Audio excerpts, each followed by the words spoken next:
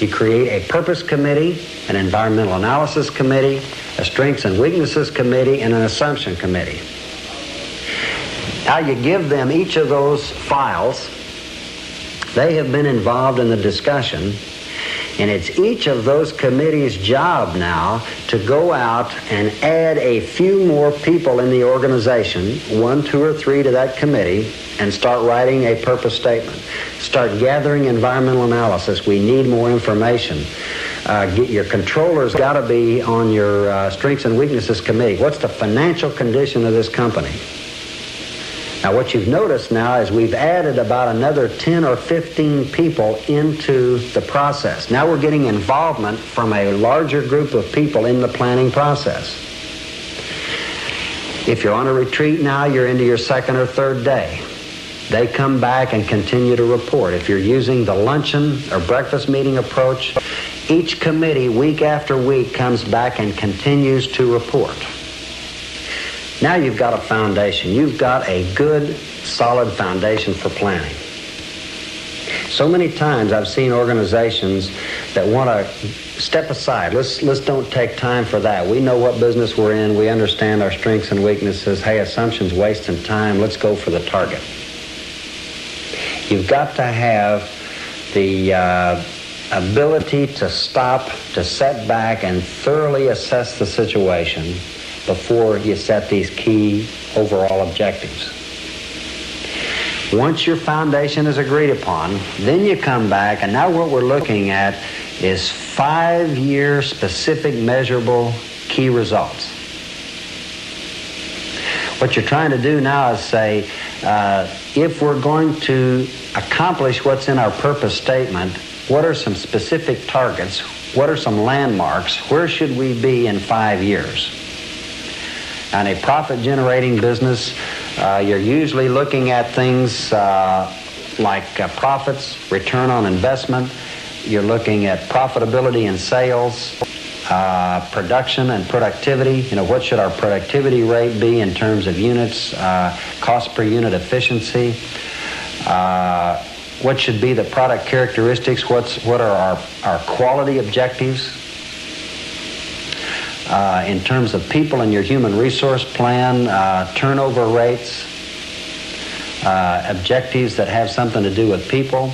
In the financial area, again, you're looking at return on assets, earnings per share. You always want to have some public responsibility objectives. What is it that you want to do in your local community that take on a public responsibility area? Then you've also got to have budget objectives. You know, what are your specific budgets intended to be over a 5-year period of time? Now, so many times, businesses only set financial long-term objectives, and then they think they've got an overall strategic direction. But you've got to think about your production, your marketing, your sales, your human resources. You've got to set targets in all of those other specific areas. Now, what I usually do to get at that is I always start with, well, where should the company or the organization be in the 5th year? Now, what each person has done because of their involvement in the planning process, they subconsciously can remember back at the foundational step stages that, hey, here's the only amount of money we've got. Here's the position that we're in. When I went through the planning process with Liberty Industries, Girard, Ohio, a very successful lumber service company. We went through and we said, based on our financial position, based on conditions in the marketplace, realistically, what are the achievable targets that can be met over a 5-year period of time? Now, if you don't keep that foundation in mind, what we tend to have is what I call a New Year's Eve syndrome. We just say, well, hey, we can be a $1 million company. We can be a $10 million company. We'll take over the marketplace. You set unrealistic expectations for your company and forget it. You don't have a plan. All you've had is a pipe dream. But what we did at Liberty, we took their very fine top management team and we said, here are our specific targets that we want to accomplish over that 5-year time period. Now, the reason that I start with the 5th year is so that you can then back into the fourth, third, second, and first. Okay, then you say, well, if there's where we want to be in the fifth year, now let's move back and say, what's reasonable in the fourth year? What's reasonable in the third year? What's reasonable in the second and the first? Now you have what I call the accordion effect. Now you're realistically sitting here and saying, well, if that's what we've got to do next year to stay on track for our 5-year plan, maybe we need to reconsider. So you're constantly going back and forth. Fifth year, fourth year, second, first. Uh-oh, that isn't realistic. We better tone it down. First, second, third, fourth, and fifth. By the time you continue to adjust, and that's what we did at Liberty, you finally come up with what's realistic. Now is a good time to introduce the concept of your functional and your support plans. Now, what this means is, now you've got to take and coordinate production, you've got to coordinate marketing, you've got to coordinate finance, you've got to coordinate R&D, you've got to coordinate your human resource plan.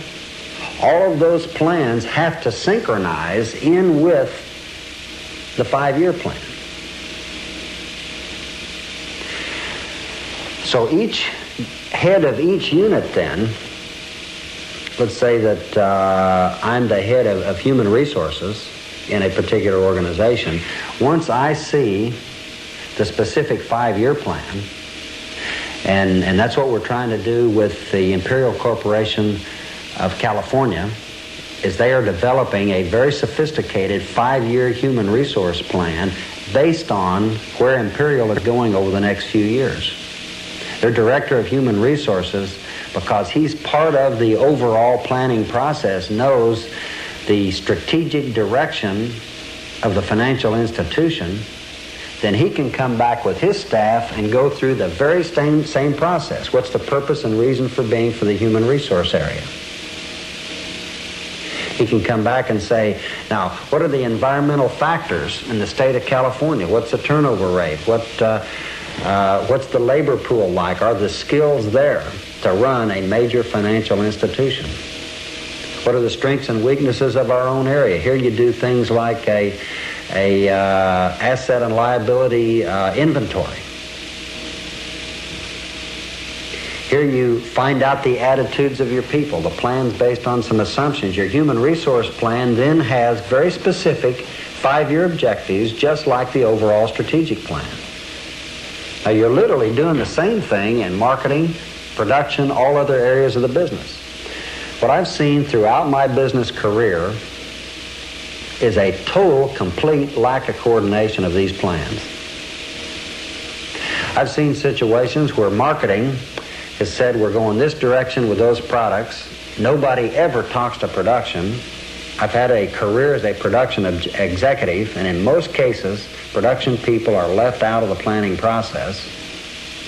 Then all of a sudden, production finds out that, well, here are the requirements you've got to meet over the next 5 years, and nobody has thought about then the cost of tooling, the cost of equipment.